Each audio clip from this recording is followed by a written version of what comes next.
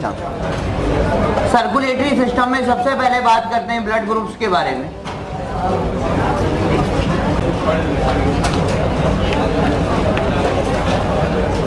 सबसे पहले अपन बात करते हैं ब्लड ग्रुप की। तो ब्लड ग्रुप से जो होते रहो, तो अपन बात कर रहे हैं यहाँ पर ब्लड ग्रुप के बारे में। तो ब्लड ग्रुप से बेसिकली 36 टाइप के ब्लड ग्रुप सिस्टम चलते हैं।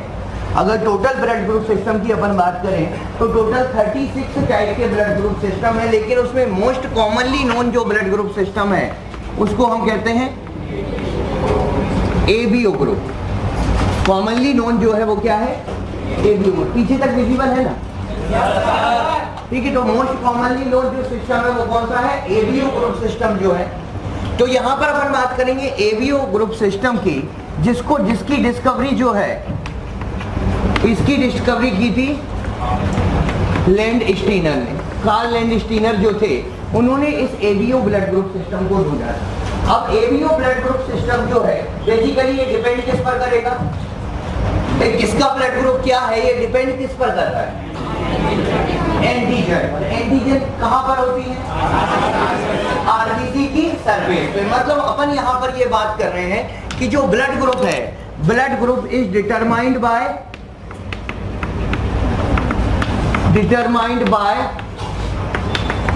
एंटीजन। एंटीजन ये जिसको हम क्या बोल रहे हैं? Agglutinogen present on surface of RBC. मतलब यहां पर अपन बात कर रहे हैं कोई स्पेसिफिक एंटीजन प्रेजेंट है। एंटीजन क्या है वो भी आगे समझते हैं। यहां पर अपन बात कर रहे हैं कि कोई स्पेसिफिक एंटीजन है और वो स्पेसिफिक एंटीजन जो कहां पर है? आरबीसी की सरफेस पर है। और आरबीसी की सरफेस पर जो एंटीजन है वो ये डिसाइड कर रहा है कि ब्लड ग्रुप किसका क्या है। और ये एंटीजन जो होते हैं बाय बर्थ होते हैं। ये जो एंटीजन की अपन बात करते हैं, एंटीजन कहते हैं बाय बर्थ प्रेजेंट होते हैं। ठीक है। तो यहाँ पर एंटीजन की प्रेजेंस डिसाइड करेगी। अब जैसे कि हमने कहा ये एंटीजन आरबीसी की सरफेस पर है। अगर हम यहाँ पर आरबीसी फॉर्म करें, यहाँ पर ये ब्लड वेसल हो गई। ठीक है। अगर इस ब्लड वेसल में आरबीसी कैसी होती है? बाई कॉनकेव, इस तरह से होगी ये आरबीसी। ठीक है। ब्लड वेसल के अंदर ब्लड हो गया, ये यहां पर ब्लड फ्लो हो रहा होगा, यहां पर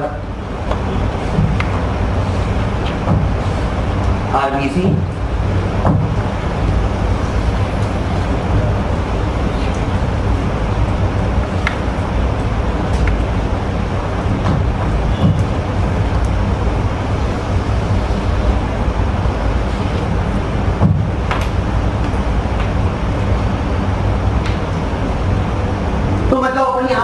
तरीके से कर रहे हैं कि जैसे ये ब्लड वेसल में ब्लड फ्लो हो रहा है। ठीक है। प्लाज्मा है, प्लाज्मा में क्या है? प्लाज्मा में ब्लड है। ठीक है। अब ब्लड में आरबीसी, अगर इस आरबीसी के ऊपर यहाँ पर ये जो आरबीसी बनी है, अगर हम कहें इस आरबीसी में ए एंटीजन है, इस आरबीसी की सरफेस पर कौन से एंटीजन है? A antigen. तो इसका ब्लड ग्रुप क्या होगा? इसका ब्लड ग्रुप ए होगा। अगर इस आरबीसी की सरफेस पर बी एंटीजन है, इस आरबीसी की सरफेस पर ऐसे मिलियंस ऑफ एंटीजन हो सकते हैं आरबीसी की सरफेस पर। अगर आरबीसी की सरफेस पर बी एंटीजन है तो ब्लड ग्रुप क्या होगा? ब्लड ग्रुप बी होगा। अगर आरबीसी की सरफेस पर ए एंटीजन भी है और बी एंटीजन भी है तो ब्लड ग्रुप क्या होगा? ए भी होगा। और अगर आरबीसी की सरफेस पर कोई एंटीजन नहीं है, दैट इज जीरो, कोई एंटीजन नहीं है तो क्या हो गया? जीरो। मतलब ब्लड ग्रुप क्या हो गया? ओ। एक्चुअली यहाँ पर अपन बोलते जरूर है कि कोई एंटीजन नहीं है, यहाँ पर एच एंटीजन होता है। ओ ब्लड ग्रुप में जो एंटीजन होता है वो एंटीजन कौन सा होता है? एच एंटीजन होता है, जिसको हम बोल देते हैं कि ए और बी के रेफरेंस में कि यहाँ पर कोई भी एंटीजन नहीं है। जब यहाँ पर कोई भी एंटीजन नहीं है तो ब्लड ग्रुप जीरो हो गया। कोई भी नहीं है इसका मतलब जीरो, और जीरो मतलब ओ ब्लड ग्रुप हो गया। तो ये तो एक सिंपल सी बात हुई। चलो अपन ने यहाँ पर देखा कि हमने कहा एक सिंपल सी बात करी कि ब्लड में आरबीसी पर कौन सा एंटीजन है, जो एंटीजन है वही ब्लड ग्रुप हो गया।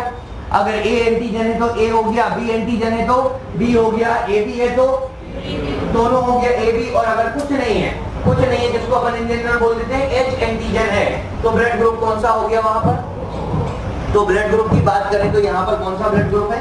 ओ ब्लड ग्रुप है, ठीक है।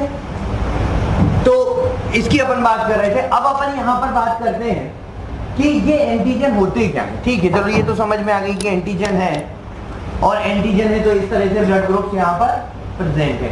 अब अपन बात यहाँ पर कर रहे हैं कि ये एंटीजन होते क्या है, ठीक है। इन एंटीजन को समझते हैं, क्या होते हैं एंटीजन? ए बी और ओ, या एच एंटीजन क्या होते हैं, कौन बता सकता है?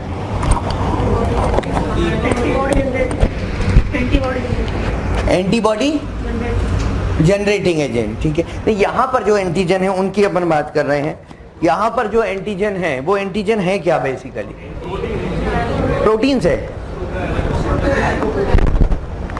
ग्लाइकोप्रोटीन है। और कुछ बच गया हो तो देख लो। देखो ये जो एंटीजन की अपन बात करते हैं, बेसिकली ये कैसे फॉर्म होते हैं अपन उसका तरीका देखते हैं, और ये होते क्या है अभी आपको समझ आएगा।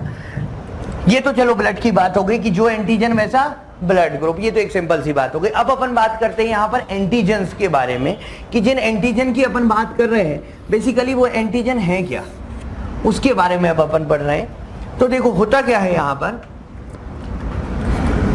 आरबीसी, पहले तो आरबीसी की बात करें। सपोज ये हो गई आरबीसी, ये आरबीसी है। अब यहाँ पर ब्लड से अपन बाहर निकल के आ गए, ये क्या है? आरबीसी है। भाई सरफेस से देखेंगे तो राउंड ही दिखेगी ना आरबीसी, साइड से देखोगे तो बाइकॉनकेव दिखेगी, और सरफेस से राउंड दिखेगी, और साइड से बाइकॉनकेव दिखेगी। तो ये आरबीसी अपन ने बनाई है। अब ये जो आरबीसी है, आरबीसी के अंदर न्यूक्लियस होगा क्या? आरबीसी के अंदर न्यूक्लियस नहीं होगा, मैच्योर आरबीसी में नहीं होगा, लेकिन इमेच्योर में तो होगा। यहाँ पर ये प्रीकर्सर ऑफ आरबीसी बोल देते हैं अपन इसको, प्रीकर्सर है। एग्जैक्ट आरबीसी ना बोलकर अपन इसको बोलते हैं एरिथ्रोब्लास्ट है। एरिथ्रोसाइट तो आरबीसी होती है, एरिथ्रोब्लास्ट या इसको क्या बोलते हैं? नॉर्मोब्लास्ट। ये जो है एरिथ्रोब्लास्ट या नॉर्मोब्लास्ट है, मतलब प्रीकर्सर ऑफ आरबीसी। इनसे आरबीसी बनेगी, और जब ये एरिथ्रोब्लास्ट या नॉर्मोब्लास्ट के फॉर्म में होता है तब इसमें अंदर न्यूक्लियस होगा। सपोज किया ये न्यूक्लियस है इसका, ठीक है। इस न्यूक्लियस में होते हैं क्रोमोसोम नंबर 19। ये जो न्यूक्लियस है, इस न्यूक्लियस में होगा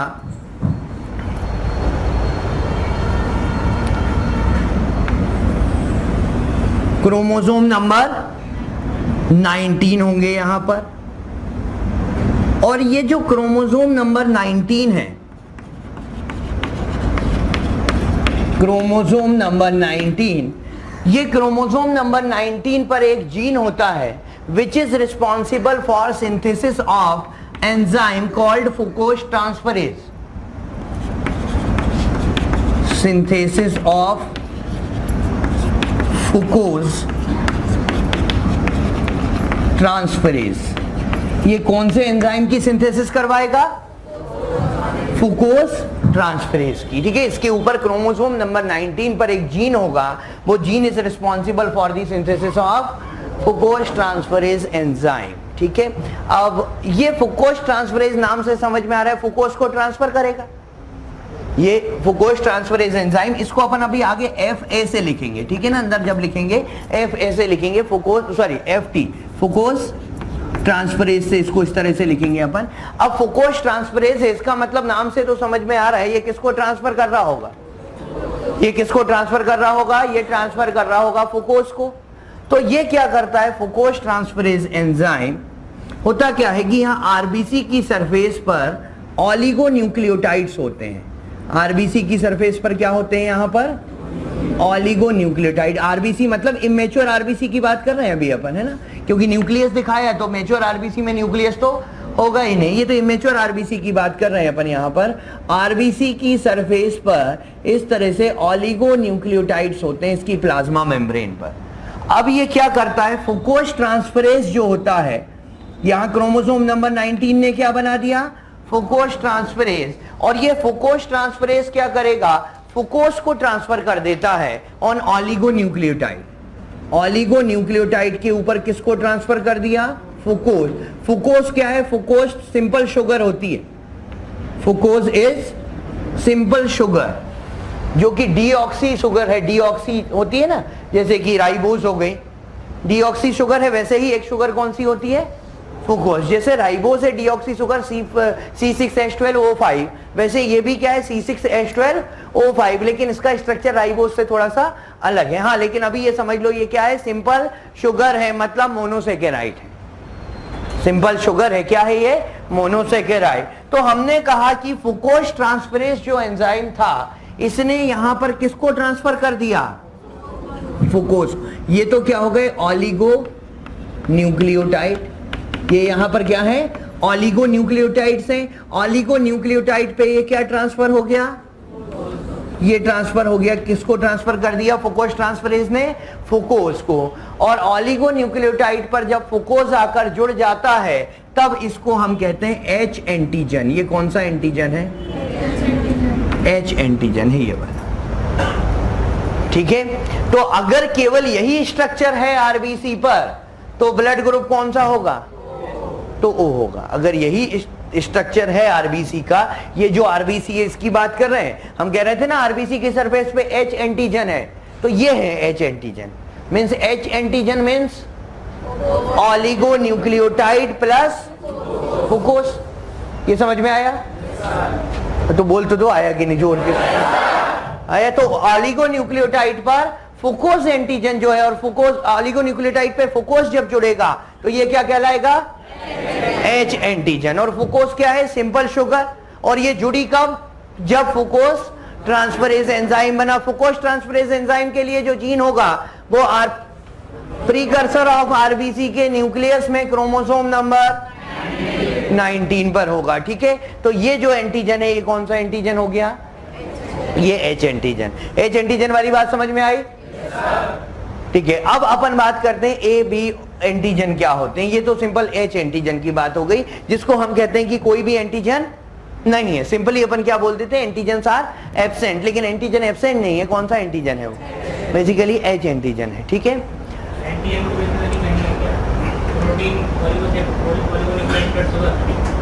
अबे ऑलिगो न्यूक्लियोटाइड भी कार्बोहाइड्रेट है, शुगर भी कार्बोहाइड्रेट है, तो एंटीजन क्या हो गए? कार्बोहाइड्रेट। प्रोटीन कहां से आ गया अब इसमें? ये तो क्या हो गया? कार्बोहाइड्रेट ही है ना भाई। ऑलिगो न्यूक्लियोटाइड, ऑलिगोसेकेराइड भी क्या है? कार्बोहाइड्रेट। और ये फ्रुक्टोज भी क्या है? कार्बोहाइड्रेट। तो कार्बोहाइड्रेट ही तो है, और क्या कहोगे? ठीक है, तो इसका मतलब एंटीजन प्रोटीन नहीं है। एंटीजन प्रोटीन नहीं है। यहां पर जो एंटीजन है वो प्रोटीन नेचर के नहीं है। अब दूसरी बात अपन करते हैं यहां पर दूसरे ब्लड ग्रुप के बारे में। देखो, ये हो गई आरबीसी। आरबीसी का अंदर क्या हो गया? यहां पर न्यूक्लियस। अगेन सेम बात यहां पर इसी आरबीसी पर भी कि ऑलिगो न्यूक्लियोटाइड है, यहां पर ऑलिगो न्यूक्लियोटाइड्स होंगे। यहां पर अंदर की तरफ क्रोमोसोम नंबर 19 होगा। क्रोमोसोम नंबर 19 क्या बना देगा? फ्रुक्टोज ट्रांसफरेज, जिसकी वजह से यहां से क्या जुड़ जाएंगे? इसकी वजह से यहां से जाकर क्या जुड़ जाएगा? फ्रुक्टोज जुड़ जाएगा, और ये H एंटीजन कहलाएगा। ये तो सिंपल सी बात होगी, ये तो सब में होना ही होना है। अब बात करें, अगर किसी का ब्लड ग्रुप A है तो फिर क्या होगा? हमने कहा ना ब्लड ग्रुप A है तो एंटीजन A होना चाहिए, H तो नहीं होना चाहिए। तो अब क्या होता है यहां पर जो है क्रोमोसोम नंबर 9, क्रोमोसोम नंबर 9 होगा। यहां 1 पेयर होंगे ना, तो पेयर में तो होंगे, एक मैटरनल और एक पैटर्नल। एक मदर से आया होगा, एक फादर से आया होगा। अब ये क्रोमोसोम नंबर कौन से हैं? Chromosome number 9। ठीक है, एक मैटरनल है और एक पैटर्नल है। अब ये क्रोमोसोम नंबर 9 पर जीन होगा, या तो हो सकता है दोनों पर हो, या हो सकता है किसी एक पर हो, उससे फर्क नहीं पड़ता। या तो दोनों पर हो या एक पर हो, किसी पर भी हो। नहीं हो तब दिक्कत है। नहीं तो इसमें नहीं था, इसमें भी था ना, ये 2 क्रोमोसोम तो इसमें भी थे, लेकिन इसमें कुछ अलग से जीन प्रेजेंट नहीं था जिसकी अब अपन बात कर रहे हैं। क्रोमोसोम 9 तो इसमें भी था, लेकिन इस क्रोमोसोम 9 ने इस ब्लड ग्रुप में कोई रोल प्ले नहीं किया था। अब यहां पर chromosome number 9, upon blood group A की बात करें अगर, तो यहां पर क्रोमोसोम नंबर 9 है, और ये जो क्रोमोसोम नंबर 9 है, it is responsible for formation of NAG transferase. यहां पर ये सिंथेसिस करेगा, सिंथेसिस ऑफ N-एसिटाइल गैलेक्टोजामाइन ट्रांसफरेज। यहां पर ये एक एंजाइम बनवाएगा, उस एंजाइम का नाम क्या है? N-एसिटाइल गैलेक्टोजामाइन ट्रांसफरेजेस, जो कि क्रोमोसोम नंबर 9 पर होगा, जिसका जीन क्रोमोसोम नंबर 9 पर है। हो सकता है एक पर हो सकता है दोनों पर हो, वो जो भी हो, एक पे है दोनों पे, उससे कोई फर्क नहीं पड़ता। अगर N-एसिटाइल गैलेक्टोजामाइन ट्रांसफरेजेस बन गया, मतलब ये किसको ट्रांसफर करेगा? इसने तो बना दिया क्या? NAG ट्रांसफरेज, NAGT लिख सकते हैं, NAG ट्रांसफरेज। अब ये किसको ट्रांसफर करवाएगा? N-एसिटाइल गैलेक्टोजामाइन को ट्रांसफर करवाएगा। और अगर इसके ऊपर N-एसिटाइल गैलेक्टोजामाइन ट्रांसफर हो जाए, ये क्या हो गया? यहां पर ये क्या क्या है? ये तो क्या हो गई? ऑलिगो, ये क्या है? फुकोज, और ये क्या है? N-acetyl galactosamine. This is called antigen A. ये कौन सी एंटीजन हो गई? A antigen. अगर ये एंटीजन है तो ब्लड ग्रुप क्या होगा? ए होगा। ठीक है, अगर ये एंटीजन है तो ब्लड ग्रुप क्या हो गया? ए हो गया। मतलब यहां पर क्या क्या हो गया? एंटीजन ए की बात करें तो ऑलिगोसैकेराइड प्लस N-एसिटाइल गैलेक्टोजामाइन। सो ऑलिगोसैकेराइड प्लस फुकोज प्लस N-एसिटाइल गैलेक्टोजामाइन, इसको हम क्या बोलते हैं? इसको हम ए एंटीजन बोलेंगे। और मतलब अपन ये बोल सकते हैं H antigen plus NAG, H antigen plus N-एसिटाइल galactosamine. अगर H एंटीजन के साथ N-एसिटाइल गैलेक्टोजामाइन है, इसका मतलब वो एंटीजन कौन सा है? वो एंटीजन ए है। और N-एसिटाइल गैलेक्टोजामाइन भी क्या है? शुगर ही तो है।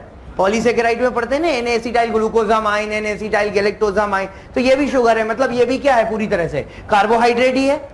ये भी कार्बोहाइड्रेट ही है, जिसमें एक तो मोनोसेकेराइड है, कौन सा? फुकोज। एक ऑलिगोसेकेराइड है और एक पॉलीसेकेराइड है। Monosaccharide plus oligosaccharide plus polysaccharide, इसको हमने क्या बोल दिया? A antigen. ये आया समझ में इतना? ठीक है, तो अब इसके बाद बात करते हैं अपन ब्लड ग्रुप बी के बारे में। तो यहां पर वही सेम चीज है, न्यूक्लियस। न्यूक्लियस के अंदर अगेन क्रोमोसोम नंबर 19 क्या बनाएगा? फुकोज ट्रांसफरेज। यहां पे क्रोमोसोम नंबर 9, लेकिन ये जो क्रोमोसोम नंबर 9 है, क्रोमोसोम नंबर 9, ये सिंथेसिस करवाते हैं, synthesis of galactose transferase, synthesis of galactose transferases. इन्होंने जो सिंथेसिस करवाई जिस एंजाइम की, वो एंजाइम कौन सा है? Galactose transferase. और यहां पर हमें पता है, यहां पर क्या होंगे? ऑलिगोन्यूक्लियोटाइड होगा। ऑलिगोन्यूक्लियोटाइड के साथ क्या जुड़ा होगा? फुकोज जुड़ा होगा। लेकिन यहां पर अब NAG नहीं जुड़ेगा, गैलेक्टोज ट्रांसफरेजेस है, तो गैलेक्टोज ट्रांसफरेजेस या GT लिख सकते हैं। ये गैलेक्टोज ट्रांसफरेजेस किसको ट्रांसफर करवाएगा? ये गैलेक्टोज को ट्रांसफर करवाएगा। हो क्या हो गया? सॉरी, एक मिनट, न्यूक्लियोटाइड लिख दिया क्या कहीं पे? कहाँ लिख दिया? अरे वो सेकेराइड है, मैं एक दो बार गलत भी बोल गया। ऑलिगोसेकेराइड है ना, न्यूक्लियोटाइड नहीं है, ऑलिगोसेकेराइड है, और तो कहीं नहीं लिखा ना। हाँ, तो अब अपन बात कर रहे हैं यहां पर कि ये तो क्या हो गया? Oligosaccharide, oligosaccharide. ये क्या हो गया? फुकोज, और ये क्या हो गया, ये क्या हो गया, गैलेक्टोज। अगेन वही सेम बात, गैलेक्टोज ट्रांसफरेज वाला जीन दोनों क्रोमोसोम पर भी हो सकता है और एक पर भी हो सकता है, ठीक है। अल्टीमेटली दोनों पे हो एक पे हो फर्क नहीं पड़ता। बात यह है कि अगर गैलेक्टोज ट्रांसफरेज बन गया मतलब इस H एंटीजन के ऊपर किसका ट्रांसफर हो गया, गैलेक्टोज का ट्रांसफर हो गया, और गैलेक्टोज का ट्रांसफर हो गया तो ये कौन सा बन गया, एंटीजन, एंटीजन बी बना। समझ आया कि नहीं आया? इतने सारे हो, आवाज नहीं है। हाँ, इससे ज्यादा आवाज में बाहर खड़ा था ना तब आ रही थी तुम्हारी। चलो ठीक है, आ गया समझ में। मतलब यहां पर अपन बात कर रहे हैं कि अगर किसी में, पहले तो सिंपल ओ ब्लड ग्रुप की बात करें जिसमें हम कहते हैं कोई भी एंटीजन नहीं है, कोई एंटीजन नहीं है, मतलब उसमें कौन सा एंटीजन है, H एंटीजन है। और H एंटीजन क्या होता है, oligosaccharide plus fucose, and fucose is simple sugar, deoxy sugar है लाइक राइबोज, ठीक है ये। और क्योंकि इसमें फुकोज ट्रांसफरेंस बनेगा, कौन सा क्रोमोसोम बनवाएगा, क्रोमोसोम नंबर 19, लेकिन chromosome number 9 is not responsible for formation of any of the enzyme. तो केवल क्या ट्रांसफर हुआ, फुकोज ट्रांसफर हुआ, तो ये ए हो गया।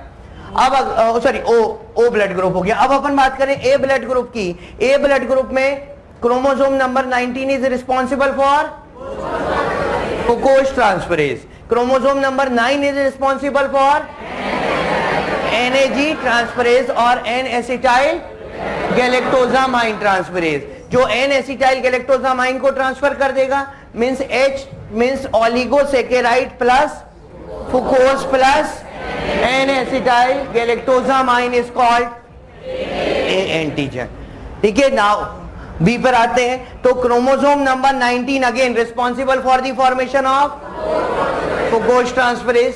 सो ये ऑलिगोन्यूक्लियोटाइड पर फुकोज ट्रांसफर कर दिया, H एंटीजन बन गया। And chromosome number 9 has gene for synthesis of galactose transferase which is responsible for the transfer of galactose on H antigen. So oligosaccharide plus fucose plus galactose is called B antigen. समझ में आ गया? ठीक है, तो यहां पर ये B antigen. अब ए बी एंटीजन बचा है। ए बी एंटीजन की कहानी आप समझ ही सकते हो पे। क्रोमोसोम नंबर 19 में एक chromosome responsible for galactose transferase and one chromosome is responsible for NAG transferase. So कुछ H एंटीजन पे NAG जाएगा और कुछ एंटीजन पे गैलेक्टोज जाएगा। मतलब हम क्रोमोसोम, यहां पर अगर हम बात करें अगेन सेम कहानी है। यहां पर chromosome number 19 is responsible for fucose transferase, but this chromosome number 9, in this chromosome number 9 one is responsible for NAG transferase, another is responsible for GT galactose transferase. यही होगा ना? तो यहां पर ऑलिगोसैकेराइड्स, दिस इज ऑलिगोसैकेराइड्स, एंड इन ऑलिगोसैकेराइड से जुड़ा हुआ है, यहां से जुड़ा हुआ है फुकोज, बट इस और H एंटीजन पे कहीं पर तो NAG जुड़ा हुआ है और कहीं पर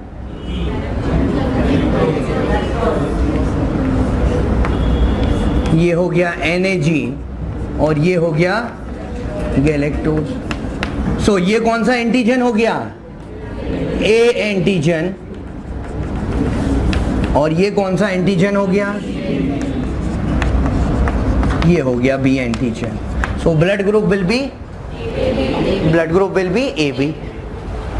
ठीक है, तो समझ में आ गया ये कहानी पूरी कि ब्लड ग्रुप को कैसे डिटरमाइन करते हैं हम। जो नॉर्मली बोलते हैं कि ब्लड ग्रुप A है, B है, AB है, O है, ये तो नॉर्मली अपन ने एक बात करी ब्लड ग्रुप के बारे में, जो हम एक सिंपल लाइन में बोल के खत्म कर देते हैं कि blood group is determined by the antigen on the antigen present on the surface of RBC। लेकिन यहां पर अपन ने ये बात समझी कि जो एंटीजन RBC पर प्रेजेंट होते हैं, पहले तो वो आते कैसे?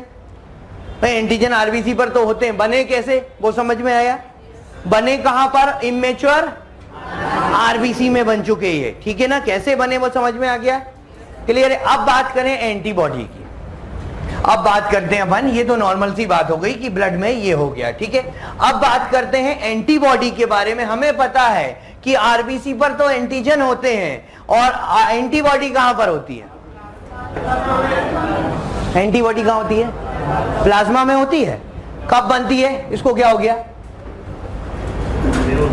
Good morning. क्या करें, मूवी चल रही है, पॉपकॉर्न मंगाए तुम्हें? क्या दिक्कत है? आता है तो आजा, फिर बता दे मुझे।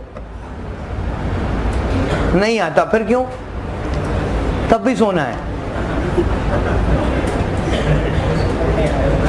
सोने का टाइम इतना कह दे रहे हैं।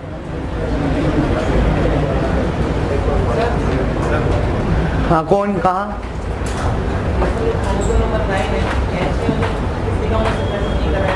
इसमें कोई भी जीन नहीं है जो कोई भी इन दोनों में से किसी एंजाइम की सिंथेसिस करे। जीन तो बहुत सारे होंगे एक क्रोमोसोम पे, वो तो अलग अलग चीजों के लिए रिस्पॉन्सिबल होंगे, लेकिन यहाँ पे ऐसा कोई जीन नहीं है जो इन दोनों हार्मोन की, इन दोनों एंजाइम की सिंथेसिस करे, ना तो एनर्जी ट्रांसफरेज की, ना ही गैलेक्टोज। मतलब यहाँ पे जीन तो है, क्रोमोसोम नंबर 9 तो होगा एक जीन, लेकिन इन दोनों के लिए कोई जीन नहीं है। बात यह है, ठीक है।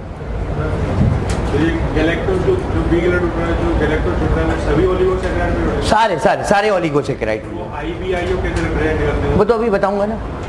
IBIO का क्या मतलब है? IBIO वो तो अभी आगे आ जाएंगे, वो तो बहुत सिंपल सी चीज है। जब ये समझ गए तो IBIO को ऐसे रिप्रेजेंट करते हैं कि ये वाला तो गैलेक्टोज ट्रांसफरेज बना रहा है तो ये तो IB है, और ये वाला गैलेक्टोज ट्रांसफरेज नहीं बना रहा है तो ये IO है।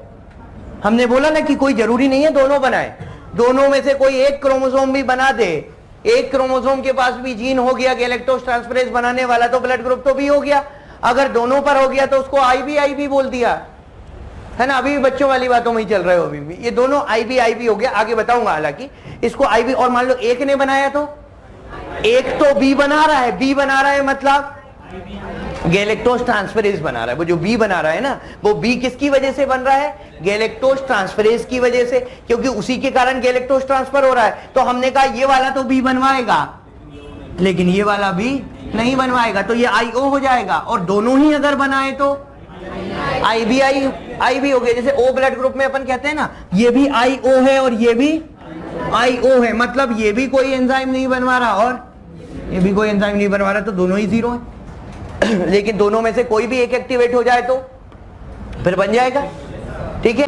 हाँ, तो अब अपन बात कर रहे हैं यहां पर एंटीबॉडी के बारे में। ये तो हो गया कहानी किसकी? एंटीजन की। एंटीजन क्लियर है? कौन सा वाला क्लियर? पूरा क्लियर? नहीं, क्लियर भी दो तरीके का होता है ना। बोले पूरा ही क्लियर है सर, आप तो बढ़ा दो आगे, कोई दिक्कत नहीं है, हम तो सब क्लियर ही रहेगा साल भर, टेंशन ना लो आप। ऐसा वाला तो नहीं ना, समझ में आ गया ना? समझ में आने वाला क्लियर है, ठीक है। चलो अब बात करते हैं अपन एंटीबॉडी की। एंटीबॉडी प्रेजेंट इन प्लाज्मा, ठीक है। अब एंटीबॉडी की अगर बात करें अपन, antibodies are present in plasma which is formed after birth. ये बर्थ के बाद बनेंगे, लेकिन एंटीजन तो बर्थ से पहले बन गए। एंटीबॉडी कब बनेंगी? बर्थ के बाद। और कहां पर बनेंगी? प्लाज्मा में बनेंगी। एंटीबॉडी कहां पर बनेंगी? प्लाज्मा में बनेंगी। तो चलो अब अपन एंटीबॉडी की कहानी थोड़ी समझ लें। इन जनरल आपको पता होगा, अगर किसी का ब्लड ग्रुप A है तो उसके प्लाज्मा में कौन सी एंटीबॉडी होगी? एंटी बी, मतलब B होगी, है ना। स्मॉल b लिख सकते हैं, कैपिटल में लिखे तो एंटी बी लिखना होगा। तो यहां पर जो एंटीबॉडी होगी, एंटीबॉडी इस तरह का ये स्ट्रक्चर होता है ना, वाई शेप का, इसके प्लाज्मा में होगी, और ये इसके प्लाज्मा में ऐसे कई सारी एंटीबॉडी होंगी, ठीक है। अगर ब्लड ग्रुप A है तो क्यों होंगी, कैसे होंगी, वो तो आगे बात करेंगे। अभी होती कौन सी है ये तो आपको पता ही है कि यहां पर जो एंटीबॉडी है वो कौन सी है। हम लिख सकते हैं एंटी बी, या स्मॉल में लिखें तो केवल B लिख सकते हैं। स्मॉल लेटर में अगर लिखें तो उसमें फिर एंटी लगाने की जरूरत नहीं पड़ेगी, ठीक है। B ब्लड ग्रुप है, कौन सी एंटीबॉडी होगी? B ब्लड ग्रुप में कौन सी एंटीबॉडी है? एंटीबॉडी A होगी। स्मॉल में लिख दें A, या कैपिटल में लिखें तो फिर पूरा एंटी, फिर कैपिटल A लिखना पड़ेगा, ठीक है। इसमें कौन सी एंटीबॉडी होगी इसके ब्लड में?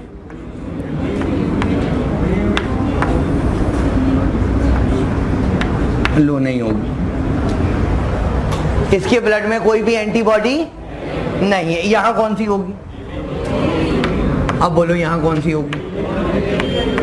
यहां दोनों होगी, मतलब यहां कुछ तो ए होंगी, ये ए के पैराटॉप हैं, कुछ बी होंगे, ठीक है। अब देखो यहां पर ये तो चलो बाय डिफॉल्ट होता है, सामने मान लिया कि बर्थ के बाद ऐसा ही होगा कि बर्थ के पहले तो एंटीजन बन गए होंगे और बर्थ के बाद एंटीबॉडी बन गई होगी, और एंटीबॉडी वो होगी जिसके लिए एंटीजन नहीं होगा। यही तो बोल सकते हैं ना, एंटीबॉडी वो उसके लिए होगी जो एंटीजन ब्लड में प्रेजेंट नहीं होगा। अगर किसी का ब्लड ग्रुप ए है तो इसमें कौन सा एंटीजन नहीं है? बी नहीं है, तो एंटीबॉडी बी होगी। अगर किसी का ब्लड ग्रुप बी है तो इसमें कौन सा एंटीजन नहीं है? ए नहीं है, तो एंटीबॉडी ए के लिए होगी। अगर किसी का ब्लड ग्रुप ए बी है तो इसमें कौन सा एंटीजन नहीं है? दोनों एंटीजन है, इसलिए एंटीबॉडी नहीं होगी, क्योंकि एंटीबॉडी प्लाज्मा में होगी और उस एंटीजन के लिए होगी जो एंटीजन प्रेजेंट नहीं होगा। और ए बी में तो दोनों प्रेजेंट है, क्योंकि एच को तो अपन ऐसा एंटीजन कंसीडर करते नहीं, ए बी में दोनों ही है, और ए बी में अगर दोनों है तो एंटीबॉडी नहीं होगी। और अगर बात करें ओ की, ओ में कौन सा एंटीजन नहीं है? ना तो ए है ना ही बी है। ए बी दोनों नहीं है, तो दोनों नहीं है तो दोनों के लिए एंटीबॉडी होगी। इतनी बात तो क्लियर? मतलब हमने कहा कि जो एंटीजन होते हैं वो आरबीसी की सरफेस पर हैं और फॉर्म ड्यूरिंग एम्ब्रियोनिक डेवलपमेंट, जो एम्ब्रियोनिक डेवलपमेंट के टाइम पर तो बन चुके, ठीक है। लेकिन जो एंटीबॉडी होती हैं वो प्लाज्मा में होती हैं और डेवलप्ड आफ्टर बर्थ, जो बर्थ के बाद डेवलप होंगी। और एंटीबॉडी उस एंटीजन के लिए होगी जो एंटीजन आरबीसी पर नहीं होगा।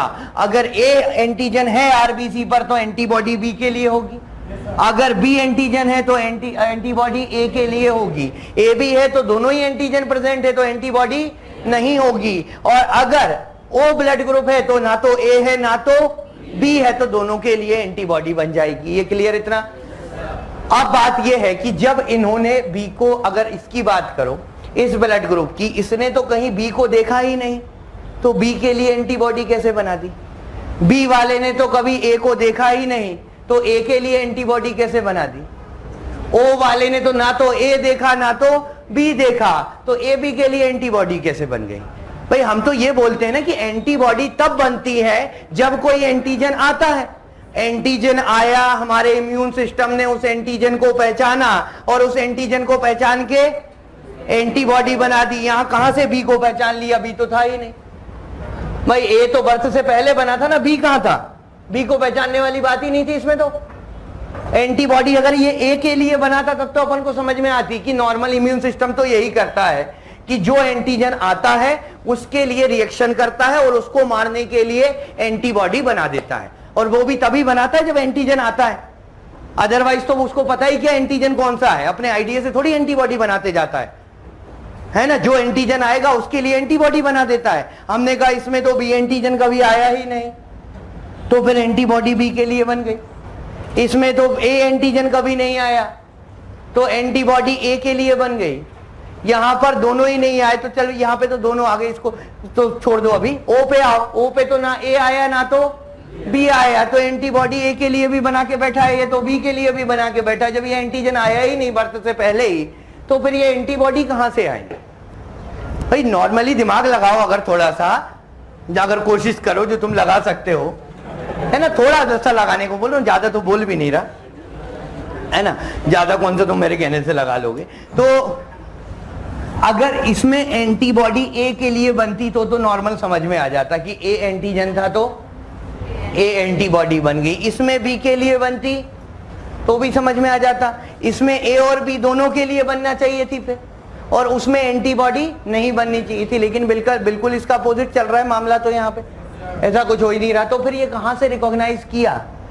कोई यहां पर मैटरनल ब्लड और फीटल ब्लड तो मिक्स होंगे ही नहीं, कोई मतलब ही नहीं। और कोई जरूरी है कि मैटरनल ब्लड में बी हो? अगर ये बी की बात कर रहे हैं या एंटी बी बनी, कोई जरूरी मैटरनल ब्लड उसका बी था? मदर का ब्लड ग्रुप हो सकता है मदर का ओ हो, फादर का ए फादर का जो है ए हो, तो मैटरनल ब्लड वाली बात ही गलत है। मैटरनल ब्लड ओ बी होगा, ये जरूरी है क्या कि इसकी मदर जो है बी ब्लड ग्रुप की होगी? बी की होती तब तो समझ में आ जाता। नहीं, ये तो बाय बर्थ है। क्यों? मैंने ब्लड ट्रांसफ्यूजन आज तक नहीं करवाया और मेरा ब्लड ग्रुप अगर बी है तो मेरे में एंटी ए होगा कि नहीं होगा? कौन सा वैक्सीनेशन? कोई सा भी, मतलब मैंने एंटीजन ए डलवाया होगा अपने में कि बी एंटीबॉडी बनवाओ, ऐसा कोई वैक्सीनेशन सुना है? बोले इसका ब्लड ग्रुप ए है, बोले इसमें ना बी का वैक्सीन लगवाओ, तब जाके बी की एंटीबॉडी बनाएगा ये। अच्छा, इसमें हुआ क्या देखो मैं बताता हूँ। हुआ क्या एक्चुअली, पहले तो हमारी, इसके लिए आपको थोड़ा सा इम्यून सिस्टम को समझना होगा।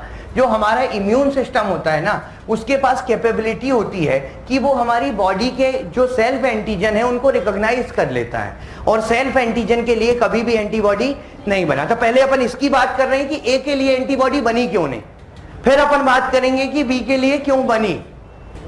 ठीक है, अपन इस ब्लड ग्रुप को रेफरेंस मानते हैं, ए ब्लड ग्रुप को, और ए ब्लड ग्रुप को रेफरेंस मान के ये बात करते हैं पहले तो कि ए के लिए एंटीबॉडी क्यों नहीं बनी, फिर अपन बात करेंगे कि बी के लिए फिर क्यों बनी।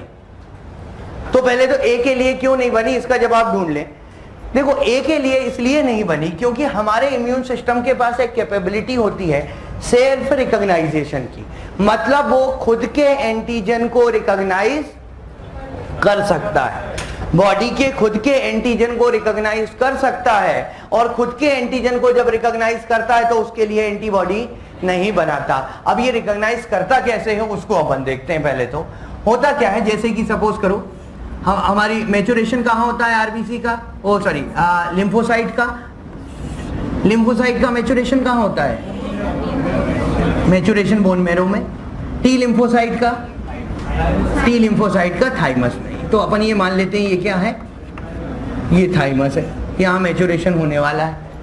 ठीक है, अब यहाँ पर किसका मैच्योरेशन होगा? लिम्फोसाइट्स का। ठीक है, टी लिम्फोसाइट, थाइमस को बोलते हैं ना training school of T lymphocyte.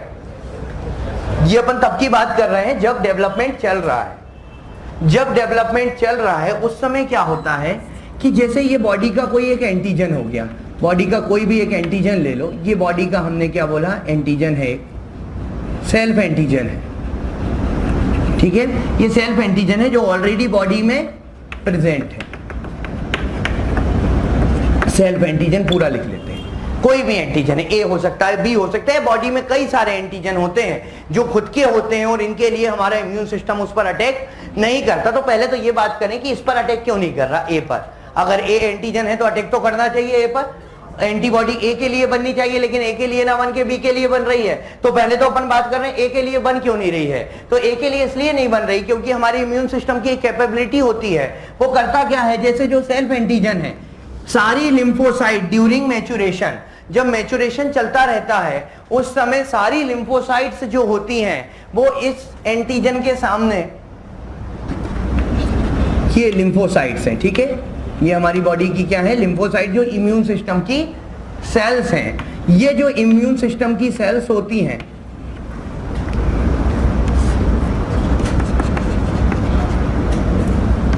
ये इम्यून सेल्स हैं। ठीक है, तो इस एंटीजन के सामने आती है ड्यूरिंग डेवलपमेंट। अगेन फिर बात कर रहा हूं, ये बात कब की चल रही है, ड्यूरिंग डेवलपमेंट की। तो होता क्या है, सारी लिम्फोसाइट्स, थाइमस का जब मैच्योरेशन हो रहा होता है तो सारी लिम्फोसाइट को इंट्रोड्यूस कराया जाता है बॉडी के एंटीजन के साथ, और ऐसे कई सारे हजारों एंटीजन है बॉडी में। अभी तो अपन केवल ए और बी की बात कर रहे हैं, लेकिन ऐसे कई सारे हैं और सबके लिए मैकेनिज्म सेम है। क्या कि एंटीजन किसके सामने इंट्रोड्यूस करवाए जाएंगे, इम्यून सेल्स के सामने। अगर इस इम्यून सेल ने इसको नहीं पहचाना, इसके लिए कोई रिएक्शन नहीं किया, तो ठीक है, इसको चलने दिया इसने भी कोई रिएक्शन नहीं किया, इसको भी चलने दिया, इसको भी कोई नुकसान नहीं पहुंचाया। इसने इसके खिलाफ कुछ रिएक्शन दिखाया तो इसको क्या कर देता है हमारी बॉडी का इम्यून सिस्टम, डिलीट कर देगा। इस लिम्फोसाइट को क्या करेगा, डिलीट कर देगा, वहां से हटा देगा। फिर इसने कोई रिएक्शन नहीं दिखाया, एक्यूज्ड। इसने कोई रिएक्शन नहीं दिखाया, एक्यूज्ड। इसने कुछ रिएक्शन दिखाया, इसके लिए इम्यून सिस्टम ने क्या कर दिया, इसको डिलीट। क्योंकि रिएक्शन कर तो नहीं सकती अभी, क्योंकि इमेच्योर है। लेकिन रिएक्टिविटी शो तो करेगी। जैसे ही रिएक्टिविटी शो करी, इसको हटा दिया। मान लो ये एंटीजन ए है, मान लो ये एंटीजन कौन सा है, सपोज कर ले सेल्फ एंटीजन एक ए मान लेते हैं। बॉडी के हर एक एंटीजन के लिए, थाउजेंड्स ऑफ एंटीजन के लिए यही प्रोसेस होती है। ये तो अपन ए को लेके चल रहे हैं। मान लो ये एंटीजन ए है जो कि बर्थ के पहले ही बन गया, ये बर्थ के पहले ही बन गया। अब जब इम्यून सिस्टम मैच्योर होने लगा तो सारी लिम्फोसाइट थाइमस में इस एंटीजन के सामने लाई गई।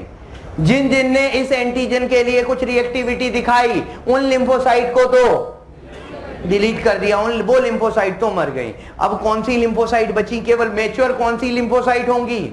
मैच्योर वो लिम्फोसाइट होंगी जो कि ए के लिए कोई रिएक्टिविटी नहीं शो करेगी, केवल वही लिम्फोसाइट मैच्योर होंगी।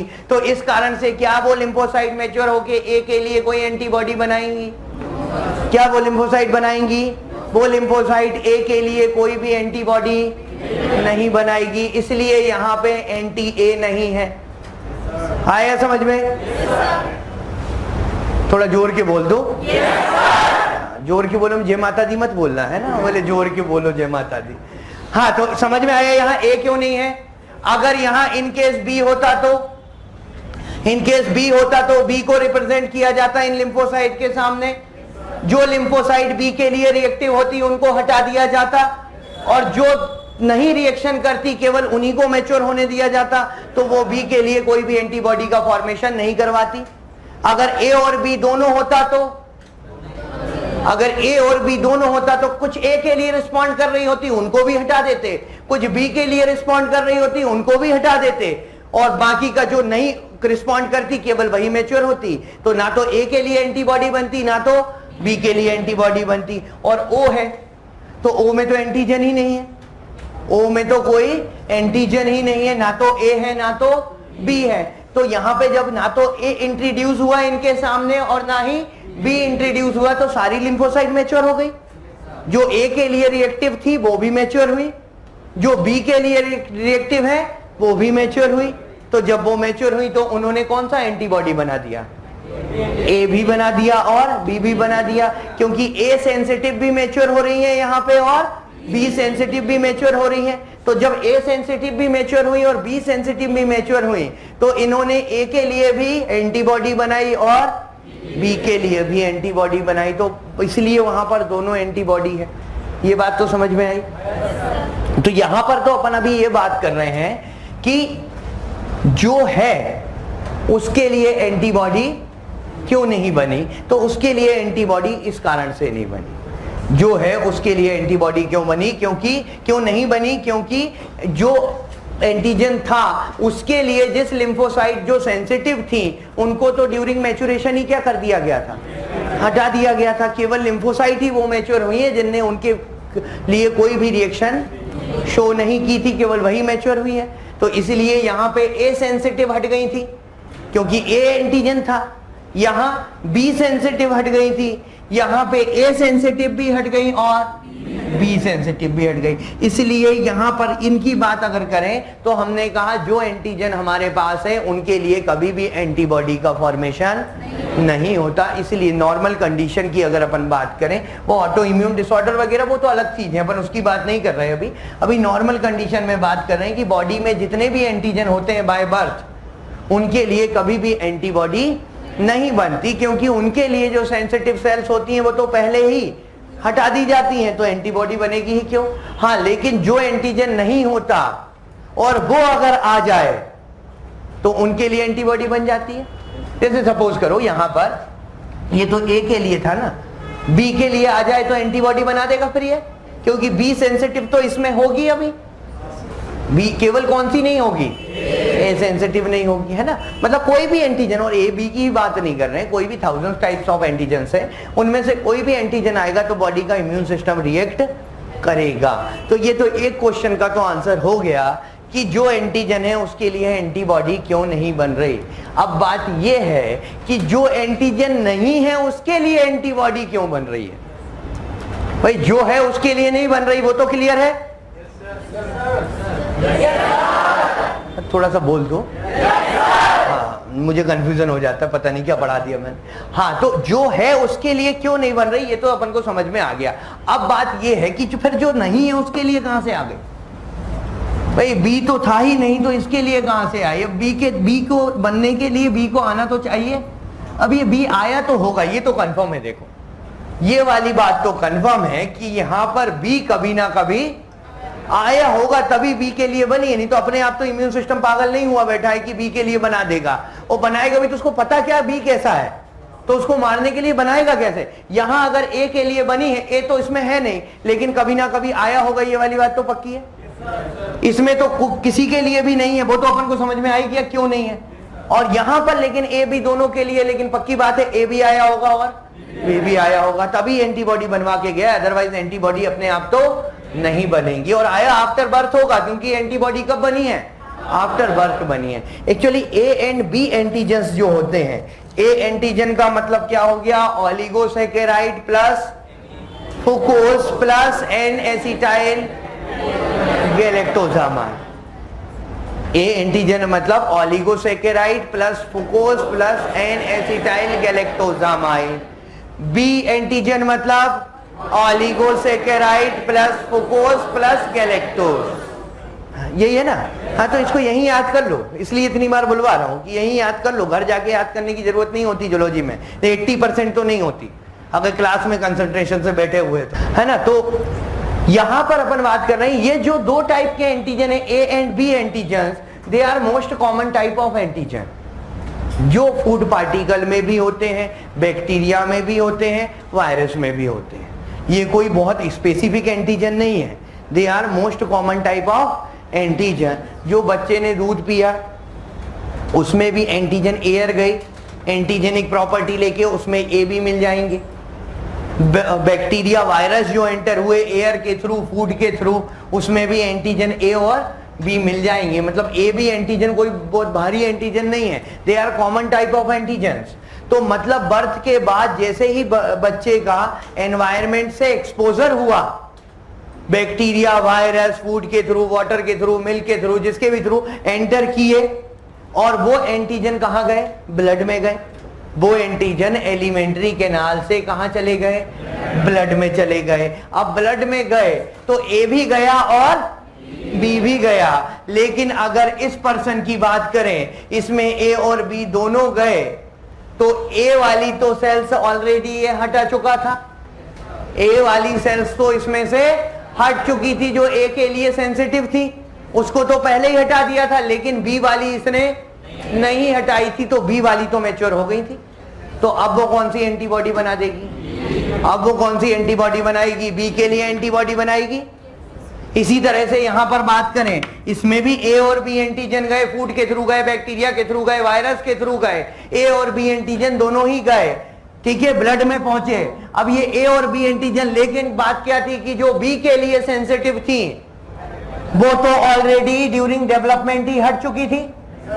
तो बी सेंसिटिव, तो बी के लिए तो कोई एंटीबॉडी बनाने वाली सेल्स ही नहीं है, क्योंकि पहले ही हटा दिया गया था उसको। कौन सी बची?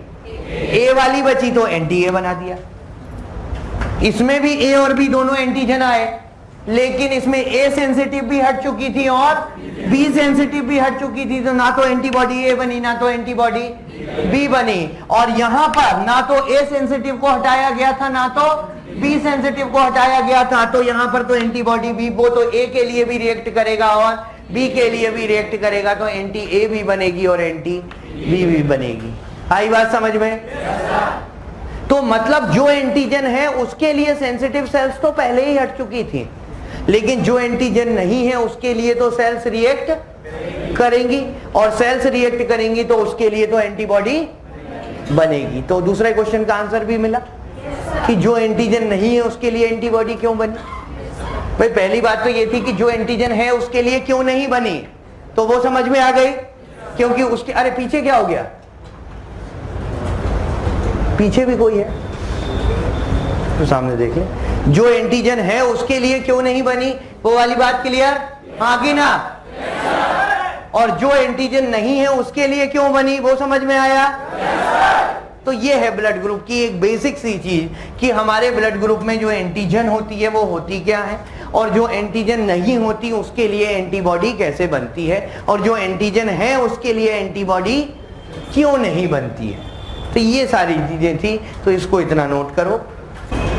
एंटी ए तो सेल्फ एंटीजन है, जिसका हेरिडिटी एंटीजन ही ए है, वो उसके लिए बॉडी के लिए हार्मफुल नहीं है। हार्मफुल एंटीजन तो मार दिए गए, ए और बी एंटीजन हार्मफुल नहीं होते। वही तो बात है, जो एंटीजन हार्मफुल है उनके लिए तो वो तो बॉडी में होंगे ही नहीं, सीधी सी बात है। अगर कोई एंटीजन हेरिडिटी बना है, बर्थ के पहले बना है, तो सीधी सी बात है वो हार्मफुल तो बॉडी के लिए नहीं है। वो हार्मफुल होता तो पहले ही नुकसान पहुंचाने लगता। ठीक है, हेरिडिटी बना है मतलब इसका मतलब वो हार्मफुल तो नहीं है। हमारी हर सेल पे एंटीजन होते हैं भाई, ग्राफ्ट रिजेक्शन वही तो होता है। हमारी मेरी सेल पे अलग एंटीजन होंगे, ये तो चलो सेम होते हैं, जिसका ए ब्लड ग्रुप है ए ही होगा। लेकिन अल्टीमेटली बात क्या करें, अगर हमारी कोई वैसे बात करें अगर अपन कि हमारी सेल्स हैं, हमारी एक किडनी दूसरे में ट्रांसप्लांट कर दी, उसके इम्यून सिस्टम ने पहचान लिया। कैसे पहचान लिया? उसे पहचाना कैसे? क्योंकि उसके पास कोई एक ऐसा एंटीजन था जो उसके पास नहीं था। तो वो एंटीजन एक्चुअली उसके लिए हार्मफुल थोड़ी था, वो एंटीजन तो सेल्फ एंटीजन था उसका। लेकिन जिसके इम्यून सिस्टम में गया, जिसके लिए वो नया हुआ वो तो क्या हो गया उसके लिए इम्यून सिस्टम में रिएक्ट करेगा, चाहे वो हार्मफुल हो या ना हो। और अगर हेरिडिटी है और हम during the course of evolution उन एंटीजन को लेकर चल रहे हैं, इसका मतलब वो हार्मफुल नहीं है। नेचुरल सिलेक्शन यही तो होता है। एवोल्यूशन पे जाऊं इसके बाद, हाँ, वो एंटीजन बॉडी के लिए हार्मफुल नहीं है। ना ए है ना बी है, कोई एंटीजन हार्मफुल नहीं है हमारे। ए वाले के लिए भी बी वाले हार्मफुल नहीं है, लेकिन रिएक्ट तो करेगा ना। क्यों करेगा? क्योंकि उसके पास बी सेंसिटिव लिम्फोसाइट तो बैठी हुई है ना, तो वो तो रिएक्ट करेगा, हार्मफुल हो या नहीं, उससे क्या फर्क पड़ जाएगा। ए के लिए नहीं करेगा हार्मफुल। यहां पर अगर बी के लिए एंटीबॉडी बनी है तो इसका मतलब ये नहीं है कि बी इसके लिए हार्मफुल था। बी इसकी बॉडी पर भी कोई हार्म नहीं करता, लेकिन वो तो नया आया तो एंटीबॉडी बन गई। भाई हमारे पास कितने सारे बैक्टीरिया ऐसे हैं जो कि बर्थ के बाद अंदर जाते हैं। कई सारे बैक्टीरिया एयर के थ्रू भी अंदर जा रहे होंगे जो मेरे लिए हार्मफुल नहीं है, लेकिन बॉडी का इम्यून सिस्टम तो उनको भी मार रहा होगा। उसको क्या फर्क पड़ता है कि वो हार्मफुल है कि नहीं? वो इतना थोड़ी डिसाइड करेगा। वो तो ये देखेगा कि वो बॉडी के लिए फॉरेन सब्सटेंस है या नहीं है, बस बात खत्म हो गई। अगर है तो मार देगा, नहीं है तो नहीं मारेगा। उससे तो उसको फर्क ही नहीं पड़ेगा ना कि बॉडी के लिए यूजफुल है कि हार्मफुल है। बस बॉडी के लिए कोई फॉरेन पार्टिकल नहीं होना चाहिए। इसके लिए बी फॉरेन पार्टिकल था तो ये बी को मारेगा, इसके लिए ए फॉरेन पार्टिकल है तो ए को मारेगा। हालांकि ना तो ए में ऐसा कुछ है जो बॉडी के लिए हार्मफुल है, ना तो बी में ऐसा कुछ है जो बॉडी के लिए हार्मफुल है। बॉडी के लिए हार्मफुल ना तो ए है ना तो बी, और ऐसे कई सारे एंटीजन हैं जो हमारे लिए हार्मफुल नहीं है, लेकिन बॉडी को उसको बाहर का दिखेगा तो वो उसको रिएक्ट करके वो मारने लगता है। वो ये वाली बात है, ये है मतलब ओवरऑल बात। तो ये बाहर से उसको मारेगा नहीं, बॉडी के अंदर नहीं मारेगा क्योंकि ए है ना, तो वो तो इम्यून सिस्टम लिम्फोसाइट खत्म ही हो गई हमारी जो ए को रिकॉग्नाइज करेंगी, तो अब नहीं मारेगा उसको। इसको लिख भी देता हूँ।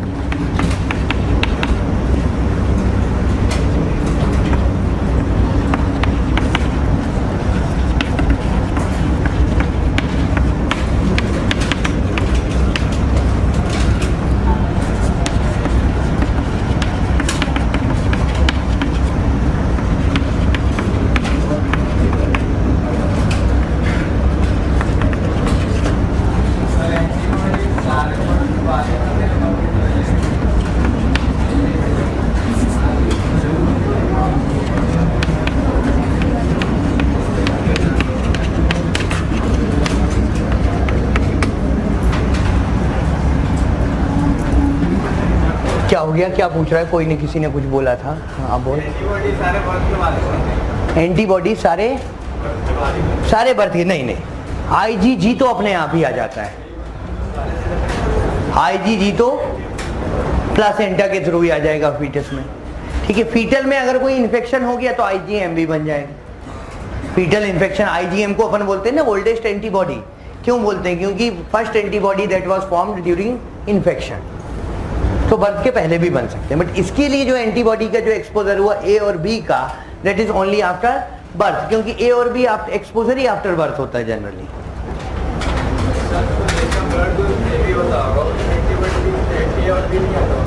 एंटीबॉडी ए और क्यों होगा अभी बताया तो। ए सेंसिटिव भी खत्म हो गई, बी सेंसिटिव भी खत्म हो गई, तो ना तो ए के लिए एंटीबॉडी बनेगा ना तो डिसीज क्यों? ये एंटीजन बॉडी के लिए हार्मफुल नहीं है। Antigens are not harmful for body. A and B antigens are not harmful for body. खाने के साथ बैक्टीरिया के साथ उनके साथ भी जो ए और बी एंटीबॉडी आ रहे हैं वो हमारे लिए हार्मफुल नहीं है। वही तो इतनी देर से चीख चीख के कह रहा हूं। ए एंड बी एंटीबॉडी चाहे कहीं से भी आए बॉडी के लिए हार्मफुल नहीं है। बात ये है सीधी, ठीक है? चाहे बैक्टीरिया से आए, चाहे ब्लड, चाहे वायरस से आए, चाहे फूड से आए, दे आर नॉट हार्मफुल। अरे जितने बैक्टीरिया वायरस आते हैं उनमें से 70-80% हमारे लिए हार्मफुल वैसे भी नहीं होते।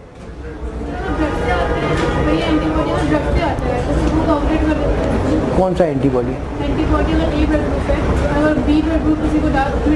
वो तो बताऊंगा, अभी ब्लड ट्रांसफ्यूजन रुक जाओ, वो अलग कहानी है। वो क्या करेगा? कौन सा?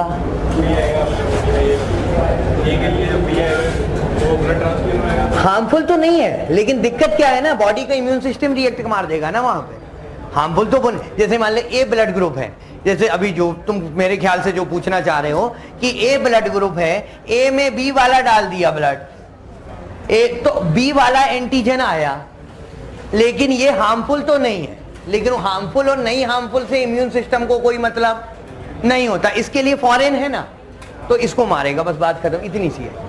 तो फिर वो दूध वाले जो और एयर से भी आ रहे हैं उनको भी मारेगा? उनको भी मारेगा। तो ये तो बी को सबको मारेगा, ये बी को मारेगा और ये ए को मारेगा, चाहे वो ब्लड से आए, चाहे फूड से आए, चाहे एयर से आए, किसी से भी आए, उसके लिए फॉरेन नहीं होना चाहिए, बस सीधी सी बात ये है। ए है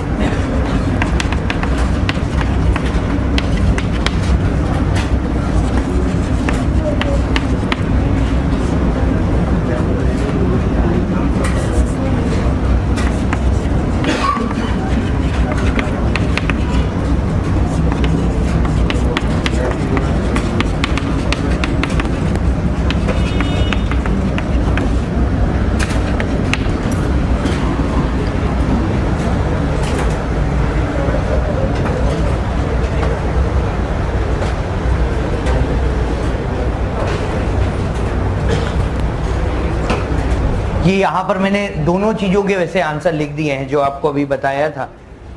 यहां पर अपन ने दो बातें करी, एक तो जो एंटीजन है उसके लिए एंटीबॉडी क्यों नहीं बनी, तो उसके लिए ये लिखा हुआ है during the development of immune system self antigen recognizing cells has been destroy. खुद के एंटीजन को जो रिकॉग्नाइज करने वाली सेल्स थी वो खत्म हो चुकी हैं, तो इसलिए खुद के एंटीजन के लिए एंटीबॉडी नहीं बनी। दूसरी लाइन में ये लिखा हुआ है कि दूसरी एंटीजन के लिए एंटीबॉडी कहां से बनी, तो A and B antigen are commonly found in food bacteria and virus. तो जिसमें ए एंटीजन होगा ए को तो एक्सक्यूज कर देगी, बी को मार देगी, जिसमें बी होगा बी को एक्सक्यूज कर देगी, किसको मार देगी? ए को मार देगी, ठीक है? उसके लिए एंटीबॉडी बनेगी। चलो, तो ये तो आ गया समझ में ना? कोई दिक्कत किसी को और इस चीज को समझने में? आ गया? एक बार और बोल देता हूं। बेसिकली अपन बात करते हैं एंटीजन कहां पर है, on the surface of RBC. अगर ब्लड में एच ए एंटीजन है, अगर ब्लड में कोई भी एंटीजन नहीं है, ना तो ए है ना तो बी है, तो वो ब्लड ग्रुप कौन सा कहलाएगा? ओ। ओ में कौन सी एंटीजन होती है? इनफैक्ट ओ में कौन सी एंटीजन होती है? H antigen. एच एंटीजन का मतलब ऑलिगोसैकेराइड प्लस फुकोस। ऑलिगोसैकेराइड की सिंथेसिस तो सेल्फ हुई, फुकोस कहां से आया? क्रोमोसोम नंबर 19 ने फुकोस ट्रांसफरेज बनाया, जिसने फुकोस को इस पर ट्रांसफर कर दिया, जो कि सिंपल शुगर है। अगर इसमें जो 9 नंबर क्रोमोसोम है इसमें एनएजी ट्रांसफरेज बन जाए, तो एनएजी ट्रांसफरेज बन जाए तो इसके ऊपर क्या जुड़ जाएगा? एन एसिटाइल गैलेक्टोजामाइन, और एन एसिटाइल गैलेक्टोजामाइन जुड़ गया तो ये क्या कहलाएगा? ए एंटीजन। अगर क्रोमोसोम नंबर 9 के पास जीन हुआ गैलेक्टोज ट्रांसफरेज बनाने वाला, तो इसके ऊपर क्या ट्रांसफर कर दिया? गैलेक्टोज। मतलब एच एंटीजन प्लस गैलेक्टोज कौन सा एंटीजन हो गया? B antigen. और अगर यहां पर क्रोमोसोम नंबर 9 में एक तो ए बनाए और एक, मतलब एक गैलेक्टोज ट्रांसफरेज बनाए और एक NAG ट्रांसफरेज बनाए तो कुछ पे तो NAG जुड़ जाएंगे और कुछ पे गैलेक्टोज जुड़ जाएगा, मतलब यहाँ A एंटीजन भी होंगे और B एंटीजन भी होंगे। दूसरी बात हमने कहा जो एंटीजन है उसके लिए एंटीबॉडी क्यों नहीं बनी, क्योंकि ड्यूरिंग मैच्योरेशन जो एंटीजन है उसके लिए रिएक्टिव सेल्स, उसके लिए सेंसिटिव सेल्स पहले से ही हटा दी गई थी, तो वो अब उसके लिए रिएक्ट नहीं करेगा। इसके लिए जो एंटीजन जिस ब्लड में है उसके लिए कोई एंटीबॉडी नहीं है। दूसरी बात, अगर जो एंटीजन नहीं है उसके लिए एंटीबॉडी कैसे आ गई, तो हमने कहा कि जो एंटीजन नहीं है उसके लिए एंटीबॉडी इसलिए आई क्योंकि A और B एंटीजन कॉमन एंटीजन है जो कि ब्लड में फूड के थ्रू, बैक्टीरिया के थ्रू, वायरस के थ्रू आएंगे। लेकिन अगर किसी का ब्लड ग्रुप A है तो A के लिए सेंसिटिव सेल्स तो खत्म हो चुकी, तो अब इम्यून सिस्टम केवल किसके लिए रिएक्ट करेगा, B के लिए, तो B को मारेगा भी और उसकी एंटीबॉडी ब्लड में स्टोर भी हो जाएंगी प्लाज्मा में। भाई एंटीबॉडी तो प्लाज्मा में ही होगी ना, इसलिए B एंटीबॉडी। अगर किसी का ब्लड ग्रुप B है तो इसमें B के लिए सेंसिटिव सेल्स तो आएगा तो A और B दोनों ही, लेकिन B के लिए सेंसिटिव सेल्स तो खत्म हो चुकी है, तो B के लिए तो ये कुछ नहीं बनाएगा, लेकिन A के लिए रिएक्ट करेगा और उसको मारने के लिए क्या बना देगा, एंटी A बना देगा। ठीक है, इसी तरह से A भी जो होगा उसमें भी A भी आएगा, लेकिन ना तो वो A के लिए रिएक्ट करेगा ना तो B के लिए रिएक्ट करेगा, इसलिए कोई भी एंटीबॉडी नहीं होगी। O ब्लड ग्रुप है किसी का तो A और B तो कॉमन टाइप के एंटीजन है, A भी आएगा उसमें और B भी आएगा, लेकिन ना तो वो A के लिए ये तो A के लिए भी रिएक्ट करेगा और B के लिए भी रिएक्ट करेगा, क्योंकि दोनों उसके लिए नए हैं। तो A सेंसिटिव भी इसमें है अभी और B सेंसिटिव भी है, तो A सेंसिटिव एंटी A बना देंगी और B सेंसिटिव एंटी B बना देंगी, जिसने उस एंटीजन के अगेंस्ट फाइट करी होगी और उसको मार दिया होगा। मार दिया वो तो बात अलग है, लेकिन एंटीबॉडी तो प्लाज्मा में रह गई।